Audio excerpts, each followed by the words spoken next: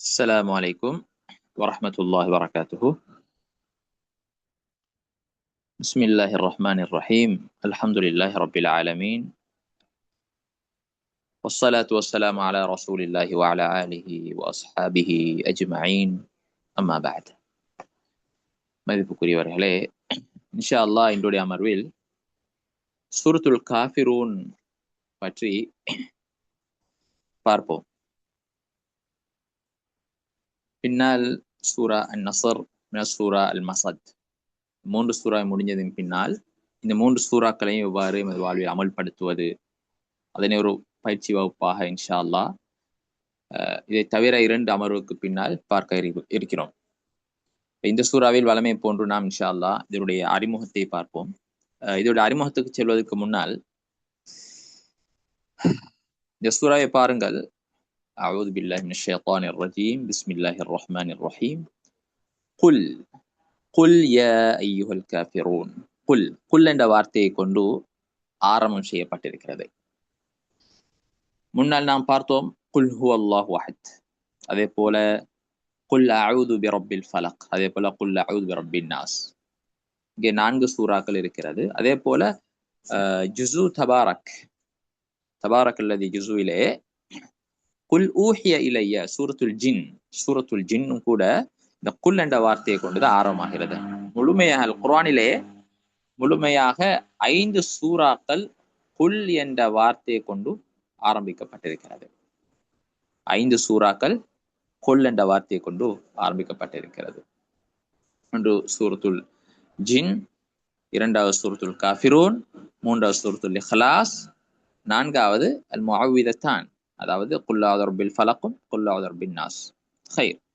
இந்த 5 சூறாக்களிலும் 3 சூறாக்கள் பிறருக்கு எத்தி வைக்குமாறு, பிறருக்கு சொல்லுமாறு அல்லாஹ் தஆலா சொல்லுறான். 3 சூறாக்கள். ஒன்று சூரா ஜின்னிலே அல்லாஹ் தஆலா சொல்றான், குல் ஊஹிய இலைய, நபியே சொல்லுங்க, எனக்கு வஹி அறிவிக்கப்பட்டிருக்கிறது, எனக்கு அறிவிக்கப்பட்டிருக்கிறது. அதுக்கு பின்னால் ஜின்கள் ஓதுவதை கேட்ட விடயங்கள் சம்பந்தமாக அதனை சொல்லுங்கள் என்பதாக அல்லாஹ் தஆலா சொல்றான். அதே போல இங்கே குல் யா அய்யுஹல் காஃபிரூன், குல் யா அய்யுஹல் காஃபிரூன், நிராகரித்தவர்களே சொல்லுங்க, லா அஅ்புது மா தஅ்புதூன், நீங்கள் தற்பொழுது வணங்கிக் கொண்டிருக்கக்கூடிய இந்த பாத்திலான, இந்த பிழையான தெய்வங்களை நான் ஒருபோதும் வணங்க மாட்டேன் என்பதாக சொல்லுங்கள். அதே போல சூரத்துல் இஹ்லாஸ்லே பார்த்தோம், குல் ஹுவல்லாஹு அஹத், அல்லாஹ் ஒருவன் தான் என்பதாக சொல்லுங்கள். எனவே இந்த 3 சூறாக்களும் பிறருக்கு சொல்லுமாறு அல்லாஹ் தஆலா சொல்லுகிறான். இந்த குல் அஊது பிரப்பில் ஃபலக், அதே போல குல் அஊது பிரப்பின் நாஸ், இந்த 2 சூறாக்களும் நபியே உங்களுக்கு பாதுகாவல் தேடிக்கொள்ளுமாறு அல்லாஹ் தஆலா சொல்லுறான். உங்களுக்கு என்ன செய்யுங்க, பாதுகாவல் தேடிக்கொள்ளுங்க. நபியே சொல்லுங்க, அஊது பிரப்பில் ஃபலக், நான் அல்லாஹ்விடம் பாதுகாவல் தேடுகிறேன் என்று சொல்லுங்கள். அதே போல குல் அஊது பிரப்பின் நாஸ், குல் அஊது பிரப்பின் நாஸ், அதுவும் அவ்வாறே தான். இப்ப இந்த விடயம் தஃப்சீர் இப்னு ஆஷூரிலே அழகாக பிரித்து காட்டப்பட்டிருக்கிறது. அல்லாஹும்ம ஸல்லி வஸல்லிம் பாரிக் அலா. அடுத்தது இந்த சூறாவும் குல் யா அய்யுல் காஃபிரூன் என்கிறதும், அதே போல குல் ஹுவல்லாஹு அஹத் என்ற இந்த சூறாவுக்கு மத்தியில ஒரு தொடர்பு இருக்கிறது, ஒரு தொடர்பு இருக்கிறது. அந்த தொடர்பை சொல்லிவிட்டு நான் பாடத்துக்கு செல்கிறேன். அது கிளியராக புரியும் உங்களுக்கு தெரியும். சூரா இஹ்லாஸுடைய நோக்கம் என்ன, சூரா இஹ்லாஸினுடைய உள்ளடக்கம் என்ன என்பது நாங்கள் பார்த்திருக்கிறோம். இந்த சூரா அல் காஃபிரூன் என்பதுக்கு இன்னொரு பேர் இருக்கிறது, சூரத்துல் இஹ்லாஸ் என்று. சூரத்துல் காஃபிரூனுக்கு இன்னொரு பேர் சூரத்துல் இஹ்லாஸ், சரிதானே? இந்த சூரத்துல் இஹ்லாஸை பொறுத்தவரையிலே அங்கே ஒரு கோட்பாடு சம்பந்தமான ஒரு விடை அல்லாஹ் தஆலா சொல்லுறான். அறிவு ரீதியான ஒரு கோட்பாடு சம்பந்தமான ஒரு விடயத்தை அல்லாஹ் தாலா சொல்கிறான். முழுமையா அல்லாஹ்வை பற்றி எங்களுடைய நம்பிக்கை இவ்வாறுதான் இருக்க வேண்டும் என்று அல்லாஹ் தாலா அறிமுகப்படுத்துகிறான். இந்த சூரா அல் காஃபிரூனிலே அல்லாஹ் தாலா அந்த கோட்பாடை வெளிப்படுத்தும் வண்ணம் எங்களுடைய செயற்பாடு எப்படி இருக்க வேண்டும் என்பதை அல்லாஹ் தாலா இந்த சூரத்துல் காஃபிரூன்ல சொல்றான். சூரா இஹ்லாஸிலே முழுமையாக கோட்பாடு சம்பந்தமான விடயங்கள் சொல்லப்படுகிறது, அறிவு ரீதியான விடயங்கள். அது நாம் விளங்கியிருக்க வேண்டும், புரிந்திருக்க வேண்டும், ஈமான் கொண்டிருக்க வேண்டும். சரி, இந்த குல் யா அய்யுஹல் காஃபிரூன் இந்த சூறாவிலே அல்லாஹ் தஆலா அதனை வெளிப்படுத்துமாறு கல்பிலே இருக்கின்ற அந்த ஈமானை, அல்லாஹ் பத்தி உள்ள நம்பிக்கையை, அதனுடைய உறுதியை, அவன் மாத்திரம் வணங்கத்துக்குரியவன், அவன் தனித்தவன், அவனுக்கு நிகராக எதுவும் இல்லை என்பதை வெளிப்படுத்துமாறு அல்லாஹ் தஆலா குல் யா அய்யுஹல் காஃபிரூன் அல்லாஹ் தஆலா சொல்றான். அடுத்தது இந்த சூறாவை அல்லாஹ் எப்படி ஆரம்பிக்கிறான் என்றால், குல் யா அய்யுஹல் காஃபிரூன், நிராகரித்தவர், அல்லாஹ்வையும் ரசூலையும் நிராகரித்தவர்களே என்று சொல்லுங்கள். காஃபிர் என்ற இந்த வார்த்தை சம்பந்தமாக இமாம் அர்-ராஸி ரஹிமஹுல்லாஹ் அவருடைய தஃப்சீரிலே சொல்லியிருக்கிறார்கள், துனியாவிலே ஒரு கெட்ட ஒரு சொல் இருக்கும் என்றிருந்தால் அது இந்த காஃபிர் என்ற வார்த்தை தான். இந்த காஃபிர் என்ற இந்த வார்த்தையை விட ஒரு கெட்ட அசிங்கமான வார்த்தை உலகத்தில் கிடையாது. இந்த எல்லா படைப்பினங்களுக்கு மத்தியில் அல்லாஹ் தஆலா ஒரு அவர்களை கேவலப்படுத்தி, அவர்களை அல்லாஹ் தஆலா ஒரு இழிவாக்கி அல்லாஹ் தஆலா சொல்லுகிறான். இழிவாக்கி அல்லாஹ் தஆலா சொல்லியிருக்கிறான். ஏனென்றால் எல்லா படைப்பினலும் அல்லாஹ் தஆலாவை வணங்குகிறது, அல்லாஹ் தஆலாவை ஏற்றுக்கொண்டிருக்கிறது. எல்லாரும் மனிதர்களில் முஃமின்கள், முஸ்லிம்கள். அவர் அல்லாதவர் எல்லாருமே காஃபிர்கள் தான். சரி, எனவே அதைவிட கெட்ட ஒரு வார்த்தை கிடையாது என்பதாக தஃப்சீர் ராஸியிலே இமாம் ராஸி ரஹிமஹுல்லாஹ் இதனை சொல்லியிருக்கிறார்கள். இதனுடைய ஒரு அறிமுகத்துக்கு செல்வோம். இந்த சூரா அல் காஃபிரூன், இதுக்கு குல் யா அய்யுஹல் காஃபிரூன் என்றும் பெயர் சொல்லப்பட்டிருக்கிறது. குல் யா அய்யுஹல் காஃபிரூன் சொல்லப்பட்டிருக்கிறது. அதே மாதிரி சூரா அல் காஃபிரூன் என்றும் பெயர் சொல்லப்பட்டிருக்கிறது. ஏன் காஃபிர் என்று பெயர் சொல்லப்பட்டிருக்கிறது என்றால், இந்த சூறாவுடைய ஆரம்பத்திலே அல் காஃபிரூன் என்பது நிகழ்ந்திருக்கிறது, காஃபிரூன் என்ற வார்த்தை. சரி, குல் யா அய்யுஹல் காஃபிரூன் என்று இங்கே சொல்வதற்கான காரணம், இங்கே காஃபிர்களை பார்த்து முன்னோக்கி இந்த சூரா பேசுகிறது.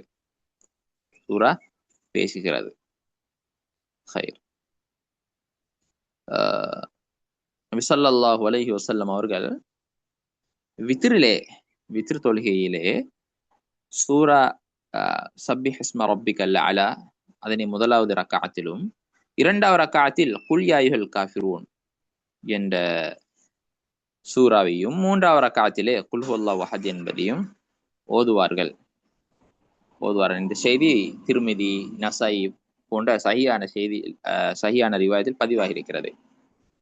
அதை நபி ஸல்லல்லாஹு அலைஹி வஸல்லம் சொல்லுகின்ற பொழுதே சொன்னார்கள், சப்பிஹ் இஸ்ம ரப்பிக்கல் அலா குல் யா அய்யுஹல் காஃபிரூன் குல் ஹுவல்லாஹு அஹத், அப்படியே சொன்னார்கள். அதனால் அந்த முழுமையான வசனமே அந்த சூறாவுக்கு பெயராக வைக்கப்பட்டிருக்கிறது. இந்த சூறாவுக்கு இருக்கின்ற சிறப்புகள் சம்பந்தமாக பார்க்கின்ற நேரம், நபி ஸல்லல்லாஹு அலைஹி வஸல்லம் அவர்கள் வித்ரிலே ஓதி இருக்கிறார்கள். அதே போல ஃபஜ்ருடைய முன்னால் உள்ள, சுபஹ் தொலைக்கு முன்னால் உள்ள 2 ரக்காத்தில் இருக்குது, அதிலேயே இந்த சூறாவும் குல் ஹுவல்லாஹு அஹதையும் ஓதுவார்கள். குல் யா அய்யுஹல் காஃபிரூனையும் குல் ஹுவல்லாஹு அஹதையும் ஓதுவார்கள். இந்த செய்தி அபூ ஹுரைரா ரலியல்லாஹு அன்ஹு அறிவிக்கிறாங்க, முஸ்லிம்ல வருது. அதே போல இப்னு மாஜா, அஹ்மத் போன்ற ரிவாயத்திலேயும் பதிவாக இருக்கிறது. ஆயிஷா ரலியல்லாஹு அவங்க சொல்றாங்க, ரசூல் ஸல்லல்லாஹு அலைஹி வஸல்லம் அவர்கள் ஃபஜ்ருக்கு முன்னால சொல்லுவாங்க, ஓதிவிட்டு நிஅம சூரத்தானி ஹுமா, ஒரு அழகான 2 சூறாக்கள் ஓதுவாங்க. தக்ரஊனஹுமா ஃபிர் ரக்அத்தைனி கப்ல அல் ஃபஜ்ர், அது நீங்களும் என்ன செய்யுங்க, ஃபஜ்ருக்கு முன்னால உள்ள 2 ரக்காத்துல அதை நீங்களும் ஓதுங்க என்று சொல்லிட்டு குல் யா அய்யுல் காஃபிரூன் குல் ஹுவல்லாஹு அஹத் என்று சொன்னாங்க. ஹைர். அது முழுமையான ஒருவர் இந்த இஸ்லாத்துடைய ஒரு பற்றுல இருக்கக்கூடிய அடிக்கடி இந்த சூறாவை சிந்திக்கிற நேரம், ததப்புர் பண்ற நேரம், அதனை பற்றி பேசுகின்ற நேரம் எங்களுக்கு ஒரு ஈமான் ஒரு உறுதி வரும், இஸ்லாத்திலே ஒரு உறுதி வரும், அல்லாஹ் மீது ஒரு நம்பிக்கை வரும். ஹைர்.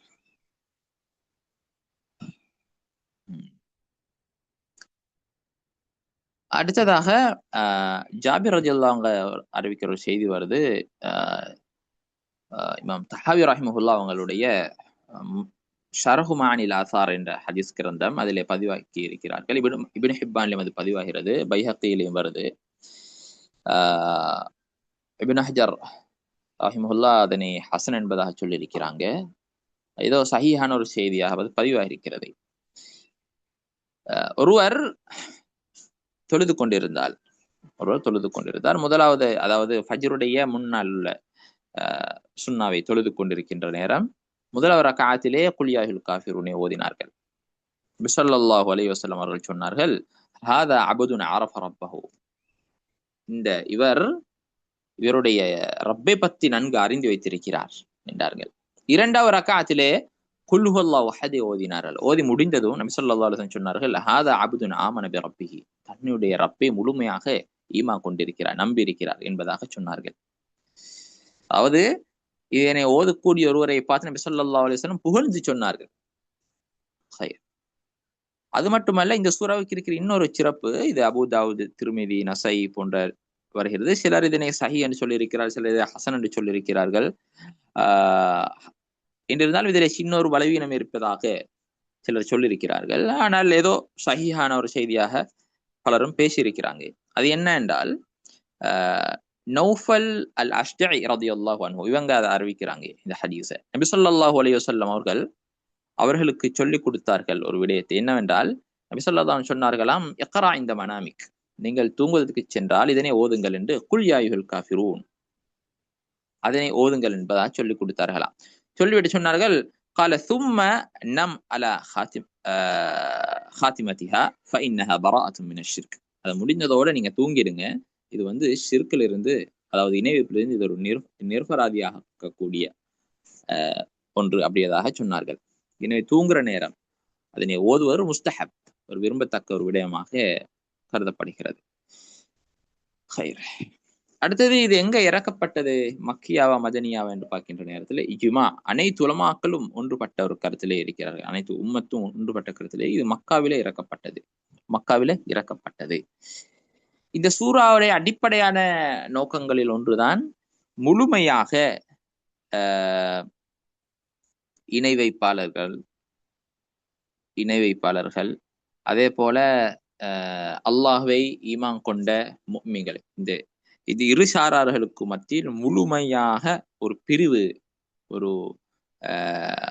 பிரிவு இருக்கிறது என்பதை அல்லாஹ் தஆலா சொல்றான். ரெண்டு பேரையும் ஒன்று சேர்க்க முடியாது, அவர்கள் வேற, இவர்கள் வேற, இவர்கள் சுத்தவாளிகள், இவர்கள் நஜிஸ் என்பதாக அல்லாஹ் தஆலா சொல்றான். ஹைர்.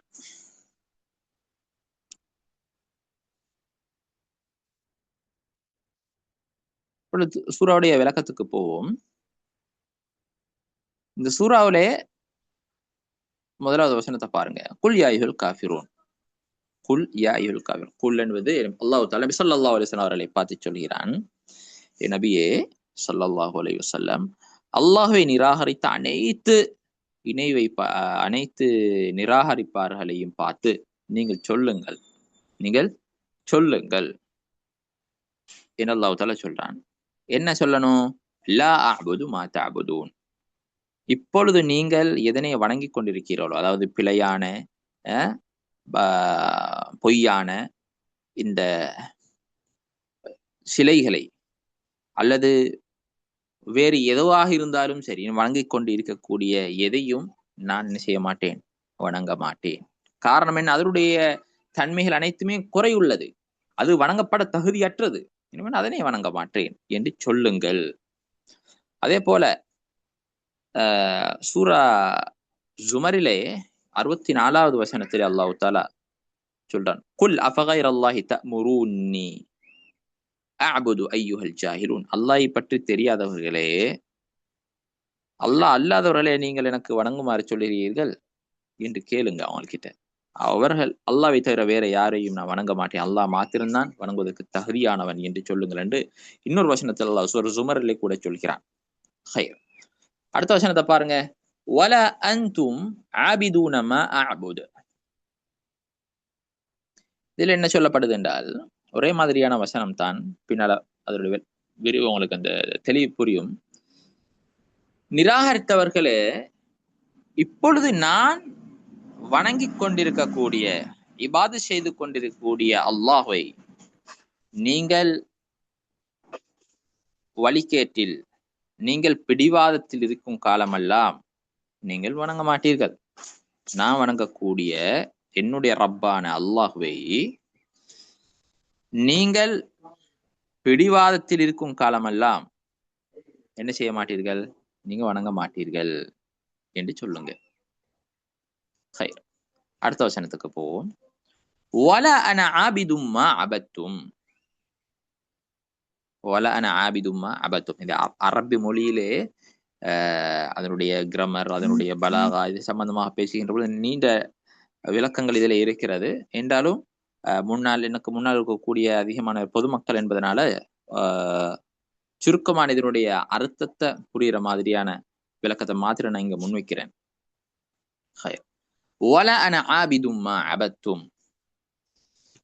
அடுத்ததாக அல்லாஹ் தஆலா சொல்றான், நிராகரித்தவர்களே, நீங்கள் எதனை வணங்கிக் கொண்டிருக்கிறீர்களோ அதனை நான் வணங்கக்கூடியவனாக இல்லை. எப்பொழுதும், அது இப்பொழுதும் சரி பின்னாலும் சரி, நான் வணங்கக்கூடியவனாக இல்லை. வணங்க போறதும் இல்லை, இப்பொழுது வணங்குவதும் இல்லை, வணங்க போறதும் கிடையாது. வணங்க போறதும் கிடையாது. முழுமையாக இந்த பொய்யான தெய்வங்கள், வணங்கப்படக்கூடிய பொய்யான தெய்வங்கள் முழுமையாக நான் விலகி இருக்கிறேன். எனக்கும் அதுக்கும் எந்த சம்மதமும் கிடையாது, அதனை நான் ஏற்றுக்கொள்ளவும் மாட்டேன் என்று சொல்லுங்கள். சரி. அடுத்த வசனம். வல அன்தும் ஆபிதூன மா அஅபுது. நீங்கள் உங்களுடைய நிராகரிப்பிலே பிடிவாதமாக இருக்கும் காலமெல்லாம் நான் இப்பொழுதும் எப்பொழுதுமே வணங்குகின்ற அல்லாஹ்வை நீங்கள் வணங்க மாட்டீர்கள். லக்கும் தீனுக்கும் வலியதீன், லக்கும் தீனுக்கும் வலியதீன். ஏ நிராகரித்தவர்களே, உங்களுடைய மார்க்கம், அதாவது அல்லாஹ்வை நிராகரிக்கின்ற உங்களுடைய இந்த மார்க்கத்துல இருந்து நான் முழுமையாக விலகி இருக்கிறேன். எனக்கும் அதுக்கு சம்மதமே கிடையாது. அதே போல அது உங்களுக்கான மார்க்கம், அது உங்களுக்கான, லக்கும் தீனுக்கும், அது உங்களுக்கான மார்க்கம். வலிய தீன், வலிய தீன், என்னுடைய மார்க்கம், அது எனக்குரியது தான். தீனுல் இஸ்லாம், அல்லாஹ் ஒருவன் என்று நம்புகின்ற அந்த மார்க்கம். எனவே நீங்கள் உங்களுடைய மார்க்கத்தின்படி அமல் செய்தீர்கள், அதுக்கான கூலி அல்லாஹ் தஆலா உங்களுக்கு தந்து விடுவான். என்னுடைய மார்க்கத்தின்படி நான் அமல் செய்யினால் அதுக்கான கூலி அல்லாஹ் தஆலா எனக்கு தந்து விடுவான். சூரா யூனுஸ்லே 41வது வசனத்தில் அல்லாஹ் தஆலா சொல்றான், وَإِنْ كَذَّبُوكَ فَقُلْ لِي عَمَلِي وَلَكُمْ عَمَلُكُمْ أَنْتُمْ بَرِيئُونَ مِمَّا أَعْمَلُ وَأَنَا بَرِيءٌ مِمَّا تَعْمَلُونَ. இதே போல ஒரு வசனம் அது. உங்களுடைய கூட்டம் உங்களை பொய்ப்பிக்கின்ற பொழுது, பொய்ப்பித்தால் சொல்லுங்கள், நான் செய்யக்கூடிய அமலுக்கான கூலியை நான் பெற்றுக்கொள்வேன், நீங்கள் செய்யக்கூடிய அமலுக்கான கூலியை நீங்கள் பெற்றுக்கொள்வீர்கள். நான் செய்யக்கூடிய அமலுக்கான நல்ல கூலிகளை நீங்கள் பெற்றுக்கொள்ள மாட்டீர்கள். நீங்கள் செய்யக்கூடிய கெட்ட காரியங்களுக்கான பாவத்தை நான் சுமந்து கொள்ள மாட்டேன், எனக்கு அது கிடைக்க மாட்டாது. அதிலிருந்து நான் தூரமாகி இருக்கிறேன், அதுக்கும் எனக்கும் எந்த சம்மதமும் கிடையாது என்பதாக சொல்லுங்கள் என்பதாக அல்லாஹ் தஆலா சொல்கிறான்.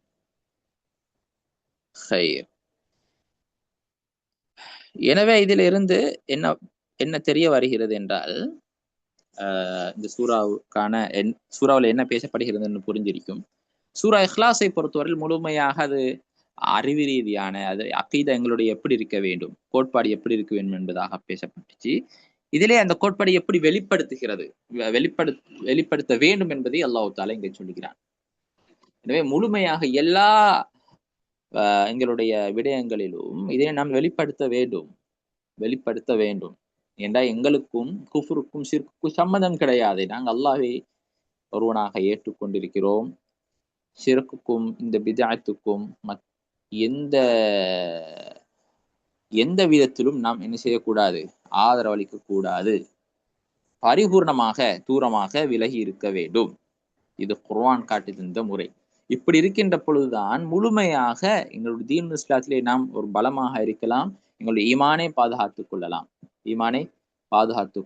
நபி ஸல்லல்லாஹு அலைஹி வஸல்லம் அவர்கள் அப்படித்தான் இருந்தார்கள், சஹாபாக்கள் அப்படித்தான் இருந்தார்கள், பின்னால வாழ்ந்த பெரும் பெரும் அறிஞர்கள் அப்படித்தான் இருந்தார்கள். அப்படித்தான் எங்களுக்கு வழிகாட்டப்பட்டிருக்கிறது. எனவே எந்த விதத்திலும் அல்லாஹ்வை ரசூலை நமக்கு விட்டு கொடுக்க முடியாது. ஏனென்றால் அதுதான் ஹக்கு, அதுதான் உண்மை, அதுதான் யதார்த்தம். ஒருவர் விட்டு கொடுப்பதாக இருந்தால் சரியான முறையில் அல்லாஹ்வை அறியவில்லை, சரியான முறையில் தீன் இஸ்லாத்தை அவர் புரியவில்லை என்பார் தான் அர்த்தம்.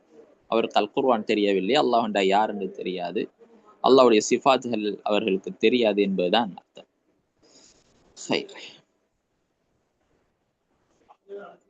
இங்கே குல் யா அய்யுஹல் காஃபிரூன் என்று சொல்லப்பட்டிருக்கிறது எல்லா காஃபிர்களும் தான். அது இணை வைப்பாளர்களா இருக்கலாம், யகூதிகளா இருக்கலாம், நசாராக்களா இருக்கலாம். எந்த விதத்துல அல்லாஹ்வை நிராகரித்தாலும் அவர் எல்லாருக்கும் தான். அது எல்லாரையுமே அதை என்ன செய்து கொள்ளும், அது உள்வாங்கிக் கொள்ளும். அல்லாஹ்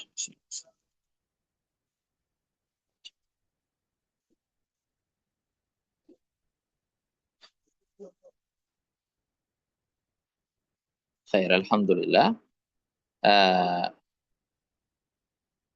அது சம்பந்தமாக ஒரு தெளிவு எங்களுக்கு தெளிவா பார்த்தோம்.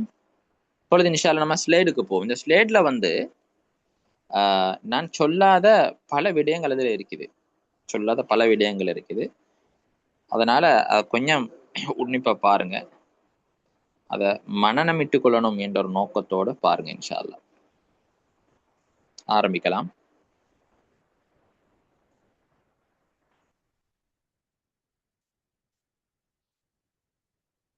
சூரத்துல் காஃபிரூன்.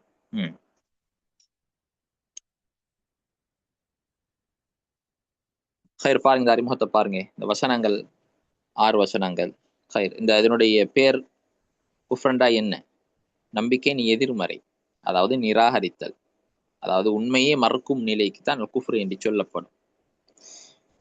காஃபிரூன் என்றால் உண்மையை மறுப்பவர்கள், சத்தியத்தை, உண்மையை, அல்லாஹ்வை, ரசூலை மறுப்பவர்கள். இதில் குறிப்பிட்டவர்கள் முக்கியமாக குறைஷி தலைவர்கள் மற்றும் அவர்களை போன்றவர்களாக என்று நீங்க சொல்லியிருக்கிறோம். ஆனா நான் என்னுடைய இதில் எப்படி சொன்னேன், காஃபிரூன் என்றால் யார் யாரில் உள்வாங்கப்படுறோ அது அனைவரும் அது உள்வாங்கிக் கொள்ளும். அந்த நேரத்தில் ரசூல் ஸல்லல்லாஹு அலைஹி வஸல்லம் அவர்கள் அந்த முன்னோக்கி சொல்லுகின்ற அந்த நேரத்திலே இருந்த அதை வைத்து பார்க்கின்ற பொழுது இதில் குறிப்பிட்டவர்கள் முக்கியமாக குறைஷி தலைவர்கள் மற்றும் அவர்களே போன்றவர்கள். ஏன்னா இதுக்கு ஒரு காரணம் சொல்லப்படும், ஏன் இந்த சூரா காஃபிர் இறக்கப்பட்டது. ஆனா அது ஒரு பலகீனமான ஒரு செய்தி, ஆதாரபூர்வமானது அல்ல. அதை வைத்து இங்கே இந்த விடயம் எழுதப்பட்டிருக்கிறது. சரி, பல் காஃபிரூன் என்று பெயர் வைக்கப்பட்டதற்கான காரணம், சூரா முழுவதும் காஃபிர்களை பற்றியதால் மற்றும் அவர்களை நேரடியாக அழைத்திருப்பதன் காரணமாக இந்த பெயர் வழங்கப்பட்டுள்ளது. சரி, இதுக்கு வேறு பெயர்கள், அதில் நான் ஒரு பெயர் மாத்திரம் சொன்னேன். சூரா இஹ்லாஸ் என்ற ஒரு பெயர் இருக்கிறது, அதே மாதிரி சூரா அல் காஃபிரூன், அதே போல சூரத்துல் இபாதா என்றும் அதுக்கு சொல்லப்படும். சூரத்து தீன் என்றும் பெயர் இருக்கிறது இதுக்கு, சூரத்து தீன். அதே போல குல் ஹுவல்லாஹு அஹத், குல் யா அய்யுல் காஃபிரூன், இந்த 2 சூறாக்களுக்கும் அல் முகஷ்கிஷத்தைன் என்று சொல்லப்படும். முகஷ்கிஷத்தைன்.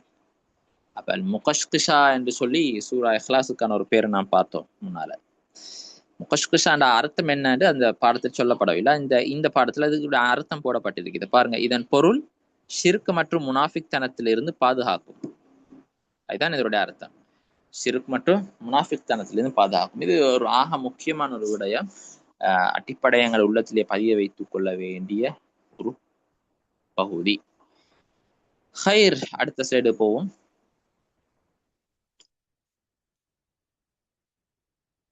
இதன் முக்கிய பொருள் என்ன? இதனுடைய அடிப்படை கருப்பொருள் என்னவென்றால் இஸ்லாமிய மார்க்கத்தின் மீது தீவிர பற்றுதல். தீவிரம் என்ற இந்த வார்த்தை இந்த இடத்தில் பொருத்தம் இல்லை. என்றாலும் அதாவது இஸ்லாமிய மார்க்கத்தின் மீது ஒரு விடாப்பிடி இருக்க வேண்டும். விடாப்பிடி இருக்க வேண்டும். அதோடு அந்நிய உண்ணியமான ஒரு தொடர்பு, அதிலே ஆழமான நம்பிக்கை அதிலே இருக்க வேண்டும். அதான் இதனுடைய அர்த்தம். அல்லாஹ்வை மாத்திரம் வணங்குதல், காஃபிர்களையும் அவர்களின் வழிகளையும் மறுத்தல் ஆகியவையாகும். அதாவது காஃபிர்கள் அவர்களோடு சம்பந்தப்பட்ட அனைத்து வழிபாடுகள் அதில் அனைத்தையும் நாம் என்ன செய்யணும்? மறுக்க வேண்டும். அவர்களோடு சம்பந்தப்பட்ட எந்த நிகழ்வாக இருந்தாலும் சரி, முழுமையாக அதனை மறுத்துத்தான் நாம் இருக்க வேண்டும். அதுதான் உண்மையான ஈமானுக்கு அடையாளம். பல உதாரணங்களை பேசலாம் இந்த இடத்துல. இந்த பாடத்துடைய நோக்கம் அது தப்பி போயிடும் என்றதுனால நான் குறைச்சு கொள்றேன். அதை நீங்க உங்களுக்கே புரியும். மார்க்கம் அந்நியவர்களுடைய நிகழ்வுகள், என்னென்ன நிகழ்வுகள் இருக்கிறது, அவைகளை முஸ்லீம்களுடைய நிலைப்பாடு என்ன, அவர்கள் எப்படி எப்படியெல்லாம் அதுக்கு விஷ் பண்றாங்க, எப்படியெல்லாம் கலந்து கொண்டாங்க, பங்களிப்பு வழங்குறாங்க, எல்லாம் பாதுகாக்க வேண்டும். அப்ப இது இறங்கியதற்கான காரணம், இது மக்காவில் இறங்கியது, அது இஜ்மாஆன கருத்து, ஒன்றுபட்ட கருத்து. ஆனா எந்த நம்பக தகுந்த அறிவுக்கும் இதன் நுசூல், அதாவது இறங்குவதற்கான காரணம் குறித்து வரவில்லை. பொதுவாக கூறப்பட்ட ஒரு செய்தி இருக்கிறது, அது பிரபலியமான ஒரு செய்தி. அது இங்க நான் போட்டிருக்கிறேன் பாருங்க. அதாவது குறைஷிகள் நபி ஸல்லல்லாஹு அலைஹி வஸல்லம் அவர்களை அழைத்து, ஒரு வருடம் நீங்கள் எங்கள் மதத்தை கடைபிடிக்க வேண்டும், எங்கட மதத்தை நாங்க வணங்குகின்ற தெய்வத்தை நீங்க வணங்க வேண்டும், இன்னொரு வருடம் நாங்கள் உங்கள் மதத்தை கடைபிடிக்கின்றோம், நீங்கள் வணங்குகின்ற அல்லாஹ்வை என்ன செய்யறோம்? நாங்க வணங்குறோம்.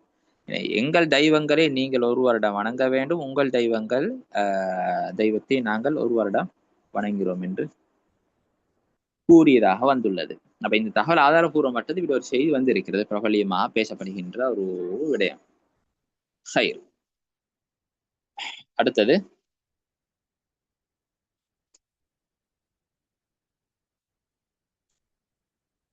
இதுக்கான சிறப்புகள் வாசிங்க.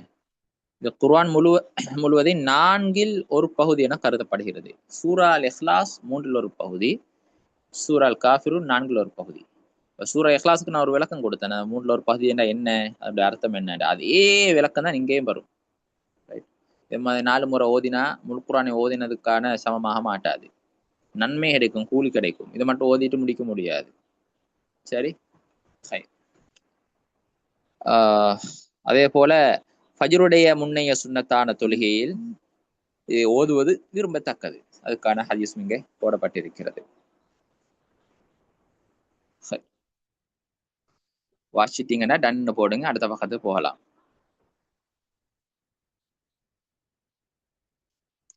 முழுமையா வாசிட்டீங்கன்னா டன்னு போடுங்க, அடுத்த பக்கத்துக்கு போகலாம்.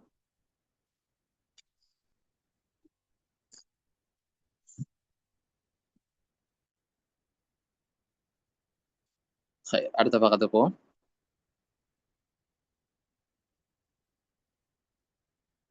இந்த சூறாவுக்கும் அதற்கு முன்னுள்ள சூறாவுக்கும் இடையே உள்ள தொடர்பு.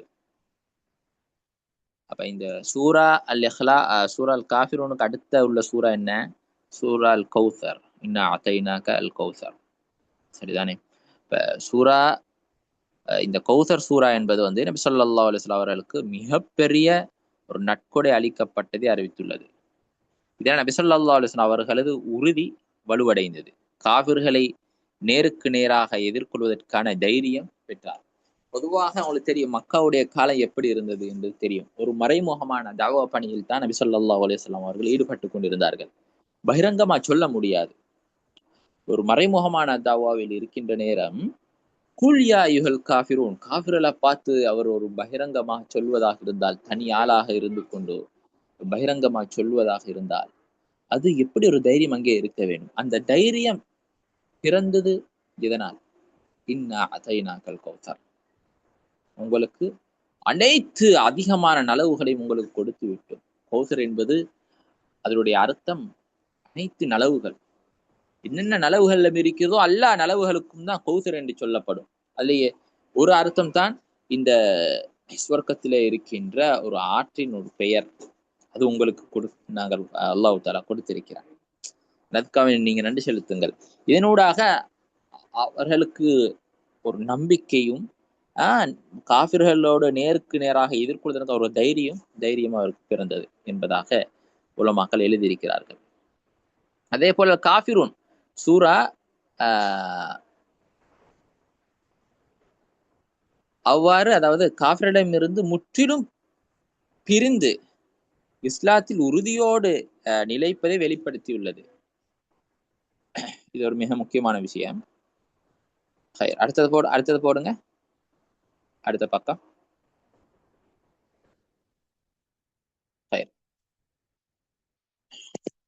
சூரா காஃபிரூன்ங்கிறது முழுமையாக அது குஃபுர் ஷிர்க்ல இருந்து ஒரு விலகி அது ஒரு வேறவாக அது பார்க்கக்கூடிய ஒரு தோற்றத்தை அது கொடுக்கும் இஸ்லாம்ங்கிறது. இது இங்க சூரா காஃபிரூனுடைய சுருக்கமான விளக்கம் இங்க கொடுக்கப்பட்டிருக்கு. இதை கொஞ்சம் வாசிங்க. எங்களுடைய பாடத்துடைய அடிப்படை நோக்கம் இதுதான். சூராவுடைய சுருக்கமான விளக்கத்தில் ஆழமாக நீங்க மனநம் வேணும், பார்க்க வேண்டும். வசனங்களுக்கான விளக்கங்களை ஆழமாக புரிஞ்சு கொள்ள வேண்டும். கொஞ்சம் கூடுதலா அவதானம் செலுத்துங்க. அல்லாஹ் என்ன சொல்றான்? முஹம்மது ஸல்லல்லாஹு அலைஹி வஸல்லம் அவர்களை பார்த்து அனைத்து காபிரிடமும் தெளிவாக அறிவிச்சிருங்க, தெளிவாக சொல்லிருங்க. என்ன? அல்லாஹ்வை மறுப்பவர்களே, இந்த நீங்கள் வழிபடுகின்ற இந்த பொய்யான தெய்வங்களை நான் இப்போது என்ன செய்ய மாட்டேன், ஒரு போதும் வழிபட மாட்டேன். அதே போல வெறும் நீங்கள் உங்கள் தவறான வழியில் பிடிவாதமாக தொடரும் வரை நான் வழிபடும் அல்லாஹ்வை நீங்களும் வணங்க மாட்டீர்கள்.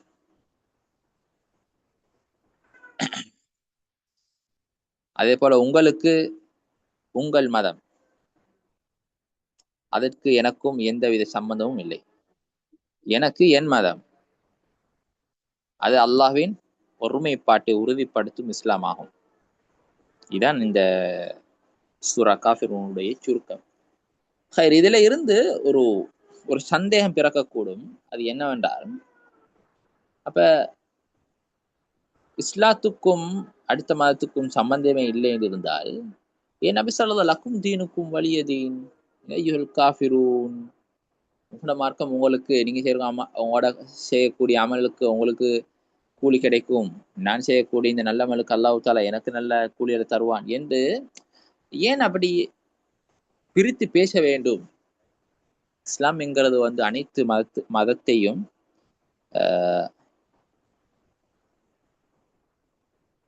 இஸ்லாம் என்கிறது அனைத்து மதத்தையும் அனுசரிச்சு போகக்கூடிய ஒரு மதம். அனுசரிச்சு போகக்கூடிய ஒரு மதம். அனுசரிச்சு என்று சொல்லுகின்ற பொழுது அனைத்து மதத்தினர்களுடையும் ஒற்றுமையாக இருக்க வேண்டும். அவர்களுடைய விடயங்கள் நாம் பங்கு கொள்ள வேண்டும். அதனுடைய அர்த்த மார்க்கத்தில் பங்கு கொள்ளக்கூடாது. அவர்கள் வணங்குகின்ற வணக்க வழிபாடுகள் பங்கு கொள்ளக்கூடாது. மனிதான இன்சானியத்துடைய விடயங்கள் இருக்கிறது. ஒரு பசியில இருந்தா உணவளிக்கிறது, அவர்கள் ஏதாவது சிரம நோய்பட்டு இருந்துச்சுன்னா அவங்களுக்கு உதவி செய்யறது, அதை போல உதவிகள் தாராளமாக என்ன செய்யலாம், உதவியாக இருக்கலாம், அவர்கள் ஒற்றுமையாக இருக்கலாம். அதுல பிரச்சனை கிடையாது. வணக்க வழிபாடுகளில் தான். ரைட். இதுல இருந்து இன்னொரு சந்தேகம் வருது என்னன்னா, அப்ப தாவா ஏன் ஸல்லல்லாஹு அலைஹி வஸல்லம் ஏன் அவ்வளவு? இப்ப சூரா பக்ராவில கூட அல்லாஹ் தஆலா சொல்றான் காஃபிர்களை பற்றி, நீங்கள் அவர்களுக்கு அச்சமூட்டி எச்சரிக்கை செய்தாலும் சரி, செய்யாவிட்டாலும் சரி, அவர்கள் என்ன செய்ய மாட்டார்கள்? ஸவாஉன் அலைஹிம், அல்லாஹ் தஆலா சொல்றான் அவர்கள் ஈமான் கொள்ள மாட்டார்கள். லா யுமினூன், அதாவது அவர்கள் ஈமான் கொள்ள மாட்டார்கள். நீங்கள் அச்சமூட்டி எச்சரிக்கை செய்தாலும் சரி, செய்யாவிட்டாலும் சரி, அவர்கள் ஈமான் கொள்ள மாட்டார்கள் என்று சொல்கின்ற பொழுது ஏன் திரும்ப ஒரு தாவா, ஏன் அழைப்பு விடுக்க வேண்டும்?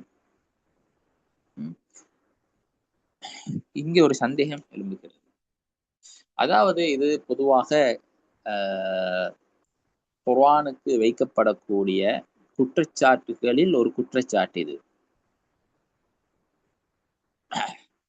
இன்று பயான்களில் அந்நியவர்களோடு ஒற்றுமையா நடக்க வேண்டும் என்று பேசுகிறார். ஆனால் குர்ஆனில் அப்படி சொல்லவில்லை. குர்ஆன் இப்படி சொல்கிறார், நீங்கள் அவர்களுக்கு தவா கொடுத்தாலும் சரி, கொடுக்காவிட்டாலும் சரி, அவரை ஏற்றுக்கொள்ள மாட்டேன். ஏன் ஹத்தம் அல்லாஹ் அலா குலூபிஹிம், அவர்களுடைய உள்ளத்தை அல்லாஹ் என்ன செய்து விட்டான், அப்படியே முத்திரையிட்டு விட்டான்.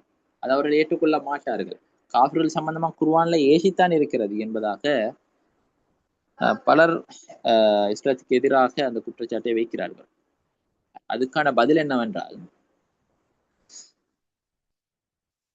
யாருக்கும் சொல்ல முடியாது இவர் காஃபிராகத்தான் மரணிப்பார் என்று யாருக்கும் சொல்ல முடியாது. முதலாவது விடயம். இரண்டாவது விடயம், எங்களுக்கு கொடுக்கப்பட்ட பணி அவர்கள் ஏற்றுக்கொண்டோ ஏற்றுக்கொள்ளவில்லையோ, அல் பலாக், படித்தவற்றை கற்றுக் கொடுக்க வேண்டும், அல்லாஹ்வின் பக்கம் அழைக்க வேண்டும். இது எங்களுடைய பணி. அவர்கள் ஏற்றுக்கொண்டோ ஏற்றுக்கொள்ளவில்லையோ, அது அல்லாஹுக்கும் அவர்களுக்கும் மத்தியில் உள்ளது. எங்களுடைய பணி, அல்லாஹ் தஆலா எங்களுக்கு கடமையாக்கிக்கிறது என்ன, தாவாவுடைய பணியில் ஈடுபடுவது. நிச்சயமாக சத்தியமாக அதுக்கான முழுமையான கூலி அல்லாஹ் தங்களுக்கு வழங்குவார், அவர் ஏற்றுக்கொண்டோ ஏற்றுக்கொள்ளவில்லையோ. சரி.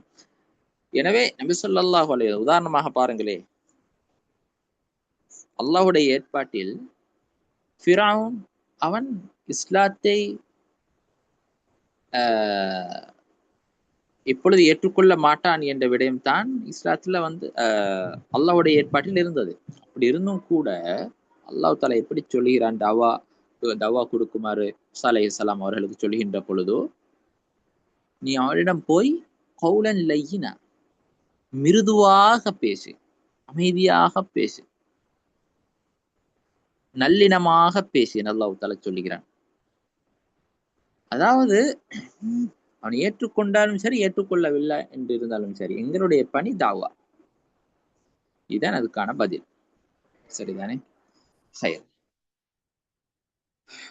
வசனங்களுக்கான சொல்லுக்கான அர்த்தங்களை பார்ப்போம். பாருங்க, குல் என்றால் கூறுவீராக, கூறுவீராக. இந்த காலை என்று சொன்னால் கூறினான், சொன்னான் அர்த்தம் வரும். குல்லுங்கிறது ஏவல் வினை, கூறுவீராக. குர்ஆன்ல பல இடங்கள்ல வரும் குல்லண்ட வார்த்தை. ரைட். சூறாக்களுடைய ஆரம்பத்துல தான் நான் 5 சூறாக்களை சொன்னேன். 5 சூறாக்கள் ஆரம்பிக்கப்படும் குல்லண்ட வார்த்தை. அதை பாடத்துடைய ஆரம்பத்துல சொல்லிட்டேன். இந்த யா அய்யுஹல் காஃபிரூன் என்றால் நிராகரிப்பாளர்களே, லா அபுது, லா அபுது, லா அபுது என்றால் இங்கே எவனை என்று மட்டும் போடப்பட்டிருக்கிறது. அதாவது லா அபுது என்ற அதனுடைய அர்த்தம் நான் வணங்க மாட்டேன். லா அபுது என்ற அர்த்தம் இங்கே நான் வணங்க மாட்டேன் என்பதுதான் அர்த்தம். எவனை அல்ல, இது தவறாக போடப்பட்டிருக்கிறது. அடுத்து மா தஅபுதூன், நீங்க, மா என்றால் எவற்றை, அதாவது தஅபுதுன நீங்கள் வணங்குகின்றீர்கள், நீங்கள் எவற்றை வணங்குகிறீர்களோ அதனை நான் வணங்க மாட்டேன். வலா அன்தும், வலா என்றால் மேலும் இல்லை, அன்தும் என்றால் நீங்கள், இப்ப நீங்கள் இல்லை, ஆபிதூன வணங்குபவர்களாக இல்லை. எதனை, மா ஆபிது, நான் எதனை வணங்குகின்றேனோ, நான் வணங்குகின்றேன் அல்லாஹ்வை, அதனை நீங்கள் வணங்குபவர்களாக இல்லை. அடுத்தது வலா அன, மேலும் நான் இல்லை, அதாவது ஆபிதுன் வணங்குபவனாக இல்லை.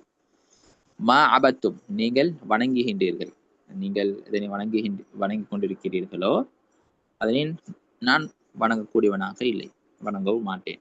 வலா அன்தும் ஆபிதூன மா அபத், முன்னால வந்த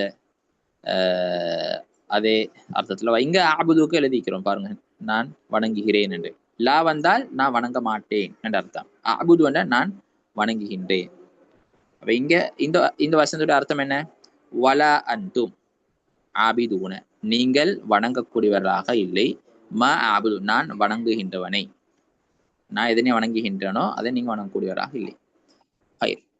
லக்கும், உங்களுக்கு, அதாவது தீனுக்கும், தீனுக்கும் என்றால் உங்கள் கூலி, நீங்கள் செய்யக்கூடிய அமலுக்கு கூலி அது உங்களுக்குத்தான். உங்களுடைய இன்னொரு அர்த்தம் உங்களுடைய மார்க்கம் உங்களுக்கு. லக்கும் வலிய தீன், தீன் என்றால் நான் சூரத்துல் ஃபாத்திஹா விளங்கப்படுத்துகின்ற பொழுது விளங்கப்படுத்தியிருந்தேன். தீன் என்றது கூலி கொடுக்கப்படுது, அடிப்படையான அதனுடைய அர்த்தம். எனக்கு நான் செய்யக்கூடிய அமலுக்கு எனக்கு அந்த கூலி கிடைக்கும்.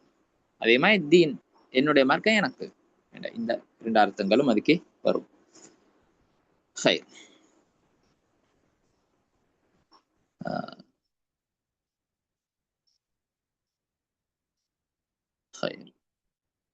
பாடங்கள் முன்னால் உள்ள பாடங்கள் மிஸ் ஆயினவங்க அவங்களுக்கான ரெக்கார்டிங் எல்லாம் யூடியூப்ல அப்லோட் பண்ணப்பட்டிருக்குது, தாராளமா பார்த்துக்கொள்ளலாம் இன்ஷா அல்லாஹ். சரி, அடுத்த பக்கம் போவோம். சரி, பாருங்க, கொஸ்டின் கேட்கலுமான்னு கேட்டுக்கிறீங்க. கேளுங்க, பரவாயில்லை, இதை முடிச்சுட்டு இருக்கும் இன்ஷா அல்லாஹ். குல் யா அய்யுஹல் காஃபிரூன் வாசிங்க, வாசிட்டு போட்டவங்க டன்னு போடுங்க.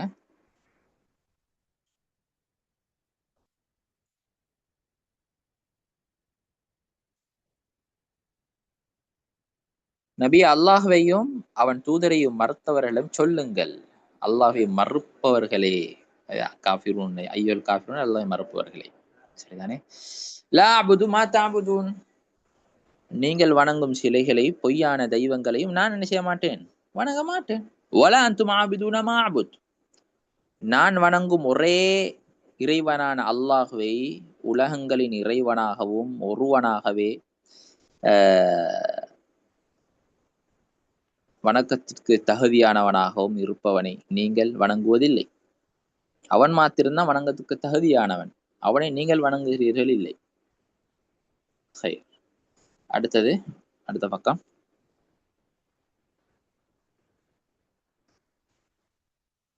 வலா அன ஆபிதும் மா அபத்தும், நீங்கள் வணங்கிய அந்த சிலைகளையும் பொய்யான தெய்வங்களையும் நான் ஒருபோதும் வணங்க மாட்டேன், நான் ஒருபோதும் வணங்க மாட்டேன். யோசனை பாருங்க, பெரும் பெரும் குஃபார்கள், காஃபிர்கள் இருந்தது மக்காவுடைய நேரம். நபி ஸல்லல்லாஹு அலைஹி வஸல்லம் நிம்மதியாக தொழக்கூட முடியாது, நிம்மதியாக வெளியில கூட வர முடியாது. நபி அவர்களுக்கு என்னென்ன விதமான நோவினையெல்லாம் கொடுத்தார்கள். அப்படி இருக்கிறவர்களிடம் ஒரு தைரியமாக முன் வந்து எப்படியான ஒரு உறுதியான நிலைப்பாடு இது, எப்படியான ஒரு உறுதியான நிலைப்பாடு. ஒரு முஃமினுடைய நிலைப்பாடு இவ்வாறு தான் இருக்க வேண்டும், இவ்வாறு தான் இருக்க வேண்டும். அடுத்த பாருங்க, வலா அன்தும் ஆபிதூன மா அபுத், எதிர்காலத்திலும் அதாவது பின்னாலும் நீங்கள் நான் வணங்கும் இறைவனை வணங்க மாட்டீர்கள் என்று சொல்லப்பட்டிருக்கிறது. அப்ப இந்த வசனம் குறிப்பிடப்பட்ட சில முஷ்ரிக்குகள் விடயத்தில் அருளப்பட்டது. அப்ப இந்த இந்த சூரா சில முஷ்ரிக்குகள் விடயத்தில் அருளப்பட்டது. எனவே அவர்கள் ஒருபோதும் ஈமான் கொள்ள மாட்டார்கள் என்று அல்லாஹ் முன்கூட்டியே அறிந்திருந்தான். அந்த காலத்தில் இருந்த பல குஃபார்களை சொல்லி காட்டலாம் இல்லையா? அவர்கள் அப்படியே காஃபிராலத்தான் மரணித்தார்கள். அவருடைய விடயத்தில் தான் இந்த சூரா இறக்கப்பட்டது. லக்கும் தீனுக்கும் வலியது, நீங்கள் பிடிவாதமாக பின்பற்றும் உங்கள் மதம் உங்களுக்கே, நான் ஒருபோதும் மாற்ற விரும்பாத என் மதம் எனக்கே, நான் ஒருபோதும் மாற்ற விரும்பாத என் மதம் எனக்கே. இதோட அல்ஹம்துலில்லாஹ் சூரா அல் காஃபிரூனுடைய சுருக்கமான விளக்கம், அதனுடைய முழுமையான அறிமுகம் உங்களுக்கு வழங்கப்பட்டது. எதிர்பார்க்கிற விடயம் உங்களிடமிருந்து திரும்பவும் இந்த PDF உங்களுக்கு அனுப்பி வைக்கப்பட்டது. பின்னால வசனங்களுக்கான கொடுக்கப்பட்ட விளக்கம், சுருக்கமான விளக்கத்தை நல்லா வாசிங்க, நல்லா வாசிங்க. இந்த சூறாவுடைய அடிப்படை நோக்கத்தை நல்லா வாசிங்க. அதாவது சும்மா வாசிட்டு போறது இல்லை, படிக்கணும், வாசி உள்வாங்கணும். அப்பொழுதுதான் அதுல பிரதிபலனா பார்க்கலாம். அதாவது வாசிட்டு பேசிடுவீங்க, பின்னால மறந்துடும். அது மறக்க கூடாது. நீங்க இந்த பாடத்துல கூட கலந்து கொள்ற நேரம் உங்களோட நோக்கம் இருக்கணும், இது என்னுடைய இதை நான் கடைசியாக படிக்க போறேன், பார்க்க போறேன், இந்த ஆழமா உள்வாங்கிக் கொள்ளணும்னா என்ற ஒரு அந்த ஒரு உணர்வோட நீங்க பார்க்கணும். அல்லது இன்னொருவருக்கு நான் படிச்சு கொடுக்க போறேன், இந்த ஒரு நோக்கத்தோட பார்க்கணும். இதை நான் ஃபுல்லா அமல் செய்ய போறேன், இதை நான் படிச்சதுக்கு பிறகு அப்படியே 2 தொழுது முழுமையா இந்த சூறா அப்படியே நான் அதை நான் சிந்திக்க போறேன். இப்படியான சிந்தனையோட நீங்க படிக்கிற நேரம் உறுதியாக நிச்சயம் அது ஆழமாக மனதில் பதியும். அல்லாஹ் தாலா குர்ஆன்ல விளக்கத்தங்களுக்கும் உங்களுக்கும் தரட்டும். அதன்படி அமல் செய்யக்கூடிய பாக்கியத்தை அல்லாஹ் தாலா தரட்டும். முழுமையாக ஈமான்ல, யக்கீன்ல, தவக்குல்ல அல்லாஹ் மாத்திரமே நடக்கூடிய சமுதாயமாக அல்லாஹ் தாலா என்னை மூலியம் ஆக்கட்டும். பாடத்தை முடிச்சுக்கொள்வோம். சுப்ஹானல்லாஹி பிஹம்திஹி சுப்ஹானக்கல்லாஹி பிஹம்திஹி அஷ்ஹது அல்லா இலாஹ இல்லா அன்த அஸ்தக்ஃபிருக்க வ அத்தூபு இலைக். அஸ்ஸலாமு அலைக்கும் வரஹ்மத்துல்லாஹி வபரகாத்துஹு.